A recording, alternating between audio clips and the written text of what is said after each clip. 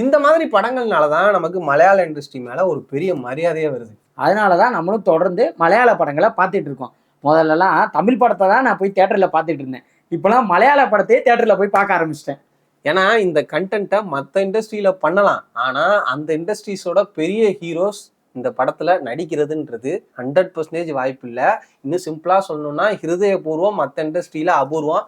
அதனாலேயே நமக்கு இந்த படம் ரொம்ப ரொம்ப அழகா இருக்கு. நிறைய நம்ம லார்ஜர் தன் லைஃப் படங்களே பார்த்துட்டு இருக்கிறோம். ஆனா இங்க நமக்குள்ள நடக்கிற ஒரு கதையை அப்படியே அழகா பிரசன்ட் பண்ணும்போது அதுல மோகன்லால் சார் மாதிரி ஒருத்தர் நடிக்கும் போது நமக்கு பார்க்கணுன்ற எண்ணமும் வருது. அதை போய் பார்த்தா அந்த படம் ரொம்ப ரொம்ப அழகா இருக்கு. அது மட்டும் இல்ல, இந்த மாதிரி படங்களை நிறைய பெரிய பெரிய ஹீரோஸ் பண்ணணுன்ற ஒரு ஆசையும் வருது. அதுக்கு அவங்க மட்டுமே காரணம் இல்லை நடிக்காததுக்கு. ஏன்னா நம்ம தான் அவங்கள்ட்ட மாஸ் மசாலா படங்கள் வந்து எதிர்பார்க்கிறோம். நம்மளோட எதிர்பார்ப்புகளை கொஞ்சம் கம்மி பண்ணிட்டு அவங்க நடிக்கிற நல்ல நல்ல படங்களையும் நம்ம வந்து ஹிட் ஆகணும் அப்படின்னா அவங்களும் வருஷத்துக்கு அந்த மாதிரியான ஒரு படத்துலயாச்சும் நடிப்பாங்க.